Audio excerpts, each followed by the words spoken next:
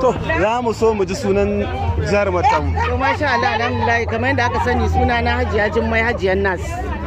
To Hajiya Jummai ga kina ɗaya daga cikin iyaye a masana'antar nan ta Kano kuma ga ku kun shirya wani taro ko za ki iya gama dalilin da yasa ku shirya wannan taro naku? So wannan dai dalilin shirya wannan taro shine don mu ƙara hassasa zumuncin da yake tsakaninmu mu ƙara danƙon zumunci. Kwalliya tana biyan kudin sabulu kenan ko san gaske ma ta biya ma mu babu abin da zamu ce sai dai Allah ƙara hada kawunan mu ya sa kuma mu gama lafiya. Menene fatan ku ga wannan kungiyar taku ta matan Kannywood? Kannywood ka rage mana daraja ai. Kannywood Women Association of Nigeria. Shine nace ai menene fatan ku a kukan kanku?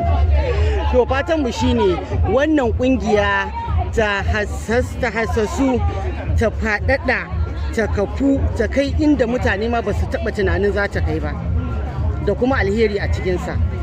Ga wanda bai san cikakken sunan ba wani rol aka fi sanin ki da shi wanda kika fi taka wanda da an ji wannan rol za a ce wanta ce? To Hajiya Umma gidan Badamasi ko Hajiyan Nas. Wannan gaskiya da Hajiya ba muna gode Allah ya bazu mutu. Amin amin. Fatan ki da sakon ki ga masoyinki na duniya. To muna musu fatan alkhairi mu ma kuma su ci gaba da yi mana addu'a dan duk abin da muke yi ba don kowa muke ba muna yi ne dan su dan mu faranta musu. So mu ma su rinka mana addu'a kuma su rinka mana uzuri idan an ga wani abin da ba daidai ba a tuna fa wannan abin wasa ne ba wai da gaske bane. Sannan kuma su rinka mana addu'a Allah ubangiji ya ba mu mazajen aure na gari mu samu mu ma mu kauce. Wai sukan ce ko na wai girman kai ne da kowane lokacin shin da gaske ne kuna da girman kai? Ba magana girman kai ka san mutum sai ka zo kusa da shi zaka gane shi waye.